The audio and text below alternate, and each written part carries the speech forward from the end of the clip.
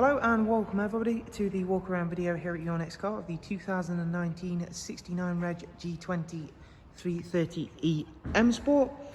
The vehicle is presented in mineral grey, features the lovely Y&T body enhancement kit, and of course is packed full of innovative technology. The G20 330e is an award-winning plug-in hybrid. And I will of course talk you through some of the hybrid capabilities while showing you around this lovely example. Starting at the front then, we've got that lovely sharp looking front end with the LED headlights, LED fog lights, gloss front splitter and matching kidney grills. This 330e, we've opted to go for the brand new 20-inch M Performance style alloy wheels with 4 brand new tyres. You'll see down the side we've got that lovely satin side vinyls, Y&T M Performance decals, gloss black sidebars. This little section here that does look like a fuel filler cap opens up to reveal where you'll charge the vehicle from. Charging the G20 330es could not be any easier. It's a simple case of plugging the vehicle in, leaving it to charge. It takes roughly around about 3 to 4 hours, bearing in mind where you are charging from. Of course, we are seeing more and more fast chargers becoming available, so the ones you'll see at petrol stations, service stations, in and around towns and cities generally are of course going to be that little bit quicker because they run on a higher amperage than say your household sockets that you'll get.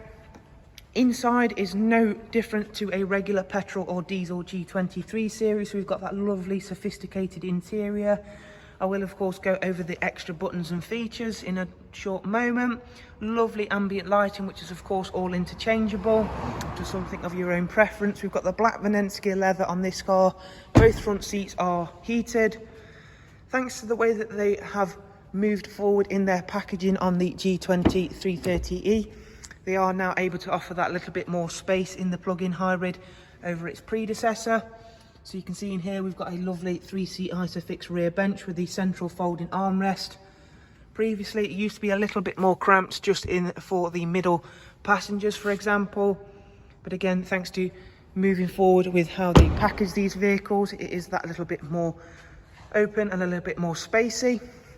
As we come around towards the back then, we have got the lovely gloss black rear boot spoiler and the same for the rear diffuser. We'll pop open the tailgate then, so you can see in here we have got our BMW supplied charging cable. The boot space is the only area where we do still lose a little bit of space over a traditional petrol or diesel. However, it is made up for with the fact we do of course now get the split folding seats as standard, and we can also drop this section down. As you can see there, just gives you that little bit more freedom for any items. In terms of running time, so your pure electric drive on a full charge, the G20 models now offer up to 40 miles of pure electric range, going off BMW's figures.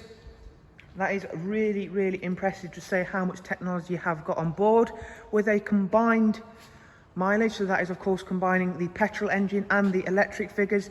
You will get a stunning 345 mile range, which again, considering that this is a 3-seat rear car and of course a 2-seat up front with a very, very good sized boot, is very, very impressive.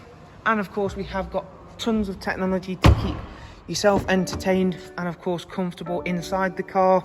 We've got this lovely live cockpit display, which again I'll go over in just a second. The car does also have power folding mirrors, this lovely professional wide navigation and media screen, which is really nice and simple to use. If you're not a fan of touchscreen though, you still are provided with the iDrive scroll wheel just here. So we'll get the car started up then and go through a few features and functions. We've got the cruise control and speed limiter with voice and volume controls. Not that you're going to need that very much because of course it does have the AI assistant. We've got a all new sports gearbox inside this vehicle, which again works in conjunction with an all new hybrid electric system. Lovely map view in the center of the live cockpit.